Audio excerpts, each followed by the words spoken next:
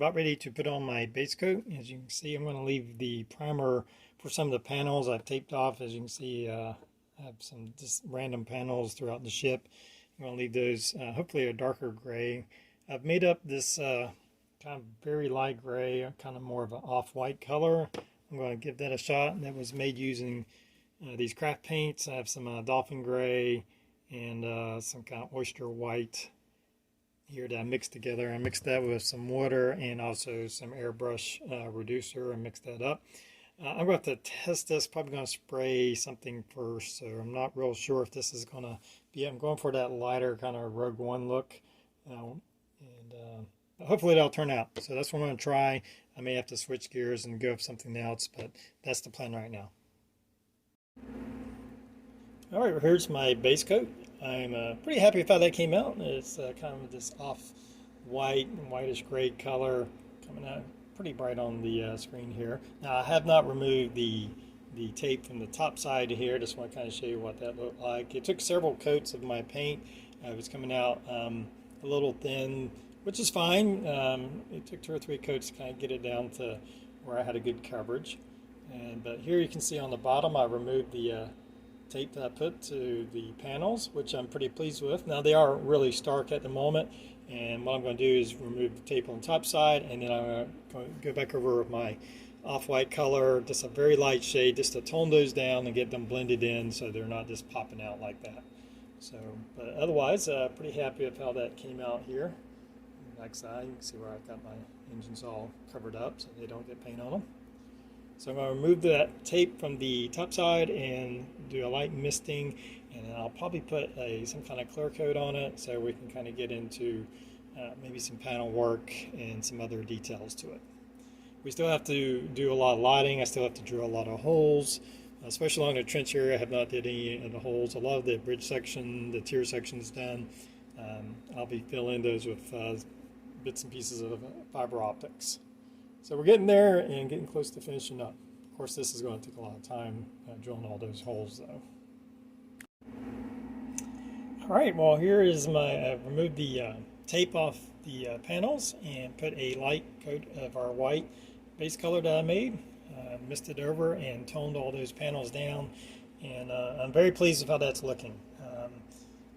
Here's the bottom again, if you remember how stark it was. I think putting that base coat tones it down, helps blend it, and I just want those panels there, not so bold that your attention goes right to it, but just kind of becomes a natural part of the paint job and part of the ship. And I'm very pleased with how this is looking. I'm actually struggling if I should go any further with any kind of panel line, accent color, stuff like that, because I think at this scale, bringing out those panel lines, and I've seen people do it and it looks great and all, but I think it kind of messes up the scale when you accent those panel lines too much, or at least that's what I'm thinking right at the moment, because I'm really happy with how this looked. In the Rogue One digital model, it was a very clean looking ship. It's probably a little bit more yellow. Mine's probably a little bit more gray, but I'm still, at this point, I'm pretty happy with how that's looking and how all the added details, the domes, the guns, the extra detail that I added in, I'm very pleased with how that's looking. So I may just leave it like it is. I'm pretty happy with that. And I'm going to work on finishing up the lighting. So I think when I come back, I'm going to go ahead and complete this, because I just don't think I'm going to do anything further to it. I think it's one of those you have to kind of know when to stop, or at least you're happy with it. And right now I'm pretty happy with how that's looking. So I just need to work on the lighting. So I think I'll finish up the lighting, which is going to take some time. I got to drill all the holes and fill it in with some fiber optics to help bring that light out. So I'll be back well, for you momentarily. All right, well, here's my finished Imperial 1 class Star Destroyer made from our Revell build and play kit, approximately 1/4000 scale. Once I finished painting, I then drilled out approximately 600 to 700 holes throughout the body. Fill those in with little bits of fiber optics, mostly 0.5 millimeter fiber optics, some 0.25. 0.25 would have been better for the scale, but this plastic's very thick and hard, and my drill bits it pretty much broke all my tiny drill bits, and I wasn't getting anywhere. So the .5 was a little bit beefier drill bit, and I was able to drill out those. So it's a little bit out of scale, but overall I'm still pretty happy with that. That being said, let's light it up. As you can see here, we have the different lights and all throughout the trench area and the tier section.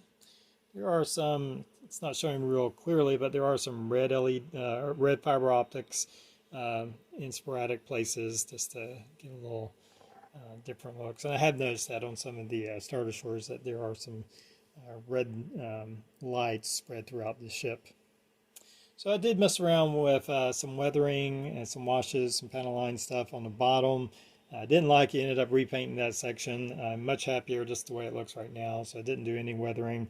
Again, I think when you start bringing out these panel lines too much, to me, it starts messing up the scale and the look of the ship. This model does have some very nice panel lines all throughout it when you get closer to the model. And that's the way it should be. It should be subtle, but it does have some very nice scribed in lines on the kit. And with all the modifications we made, I think it really brought out the look of the ship and made it much more realistic looking, other than the toy that it's originally designed to be. I'm really happy with the 3D printed guns, the towers. You remember we cut the sensor array, it was level with that, and we flipped it up to a vertical posture, and I think that looks much better. Let's take a look at the engine lighting here. And very happy with that. We have some pulsing LEDs here, some flickering LEDs, not pulsing, but flickering LEDs, and then these are constant on LEDs. They're all 3mm LEDs. And just to give you a better look, nice and bright. Really happy with that. We had a yellow LED that I installed in here for the lighting of the garbage chute. And we'll take a look at the bottom here. On the bottom, you'll see we have a blockade runner in there. It's also 3D printed. That file was on Thingiverse. And it's approximately 1/4000 scale that I printed out. And you can see where the light, we had a pre-wired LED in here. Anything light to kind of light it up. I wish I would have brightened the landing bay up a little bit. In the movies, that area seems very well lit, the both sections. But I do have some lights in there, and overall, I think it's came out pretty cool looking. The display stand is this a dome PVC cap that I use. This is just temporary. I do want to build a scenic display base sometime in the future. I think it's going to be a big project, so I want to go ahead and wrap this up for now and maybe come back to it later. And this is simply wired up in here. Added in some wood to give a little bit more friction support, and then some hot glue to hold that in place, and then of course the wiring and the switch, and then painted it, as you can see.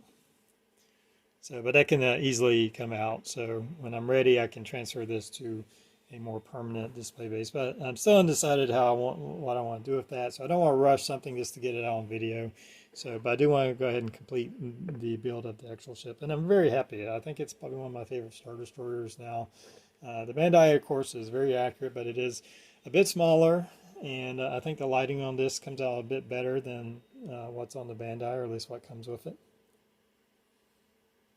And again, original purchase was only $20 for the used kit, and a lot of work, but that's part of the fun for me, was taking something like that and turning it into something nice. So it's kind of its own reward. Anyway, guys, I hope you've enjoyed the build. This will finish it up. I hope you think it was worth all the work. And until next time, everybody have a good one.